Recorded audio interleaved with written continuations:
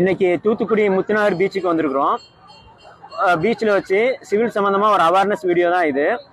கடலோரமாக building கட்டும்போது கடைபிடிக்க வேண்டிய 5 விஷயங்களை பற்றி தான் நான் இன்னைக்கு சொல்ல போகிறேன். ஒன்று, ப்ராப்பராக சாயில் டெஸ்ட் எடுத்து தான் பில்டிங் கட்டணும். சாயில் டெஸ்ட் எடுக்கல தான் நமக்கு அந்த என்ன மாதிரி ஃபவுண்டேஷன் யூஸ் பண்ணணும் அப்படின்னு சொல்லிட்டு உங்களுடைய ஸ்ட்ரக்சரல் இன்ஜினியர் டிசைட் பண்ணுவாங்க. பைல் ஃபவுண்டேஷனா இல்லைன்னா ரேப் புட்டிங் யூஸ் பண்ணணுமா அப்படின்னு சொல்லிட்டு உங்களுக்கு சொல்லுவாங்க. ரெண்டாவது, ரெயின்ஃபோர்ஸ்மெண்ட்டு, ஆன்டி கரோஷன் ரெயின்ஃபோர்ஸ்மெண்ட்டு இல்லைன்னா எபாக்சி கோட்டிங் ரெயின்ஃபோர்ஸ்மெண்ட் தான் யூஸ் பண்ணணும். மூணாவது, ப்ராப்பர் கவர் யூஸ் பண்ணணும். கவர் யூஸ் பண்ணாதான் அதில் இருக்கிற ரெயின்ஃபோர்ஸ்மெண்ட்டுக்கு உப்பு காற்று தாக்காமல் இருக்கும். நாலாவது, வாட்டர் ப்ரூஃபிங் மெட்டீரியல்ஸு யூஸ் பண்ணணும்.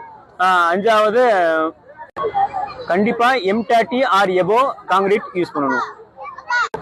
நான் உங்கள் ஸ்ட்ரக்சரல் இன்ஜினியர் சையத் அப்துல் காதர்.